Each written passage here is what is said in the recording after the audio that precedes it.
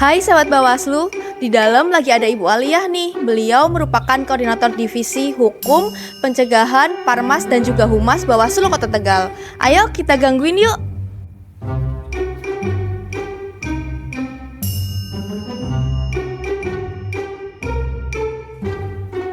Bu, boleh gangguin gak Bu?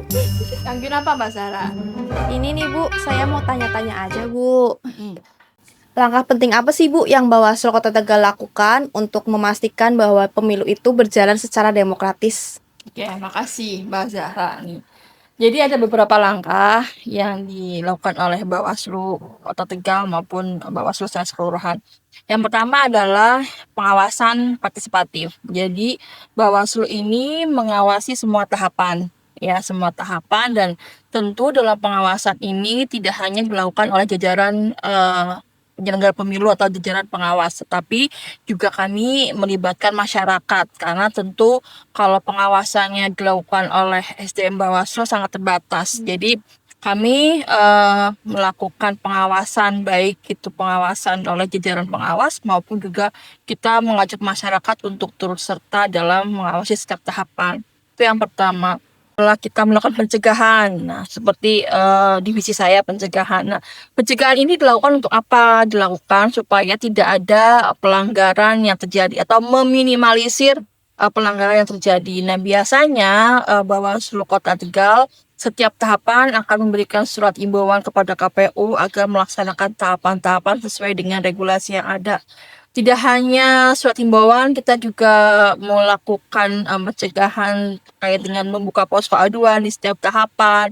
Juga kita membuat video-video menarik untuk masyarakat tahu sedang ada tahapan apa. Nah, itu merupakan bentuk dari pencegahan, dan juga kita melakukan sosialisasi pengawasan partisipatif supaya masyarakat juga tahu nih bahwa ini sedang tahapan apa sih, jadi kan masyarakat juga paham. Itu yang kedua.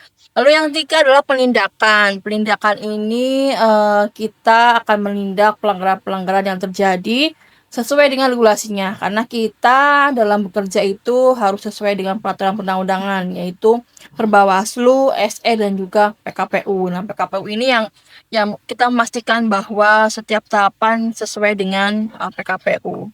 Lalu yang keempat itu adalah peningkatan kapasitas. Nah, Bawaslu Kota Tegal dalam pelaksanaan pemilu melakukan beberapa kegiatan untuk meningkatkan kapasitas jajaran pengawas, baik itu pengawas kecamatan, panwascam, pengawas kelurahan daerah atau PKD, dan pengawas TPS atau PTPS. Nah, salah satunya adalah dengan memberikan terkait dengan regulasi-regulasi terbaru, karena setiap tahapan biasanya akan ada regulasi baru nih, PKPU terkait pemutahiran, PKPU terkait dengan kampanye. Nah, kita memberikan peningkatan kapasitas supaya mereka juga paham.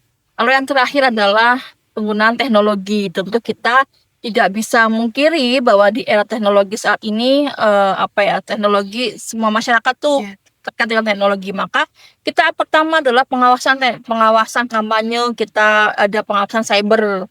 Kita juga mempublikasikan hasil-hasil pengawasan yang sudah Bawaslu Kota Tegal lakukan. Harapannya tentu supaya masyarakat juga paham kinerja-kinerja kita kan. Kalau kita udah kerja tapi masyarakat nggak tahu kan, lelahnya jadi nggak terbayarkan ya. Tapi kalau kita sudah pengawasan, lalu kita publikasi, maka lelahnya akan terbayarkan. Jadi itu adalah 5 langkah yang Bawaslu Kota Tegal lakukan supaya pemilu bisa berjalan dengan lancar. Oke deh Bu, terima kasih ya Bu atas jawabannya. Boleh Bu dilanjut baca bukunya. Makasih Mbak.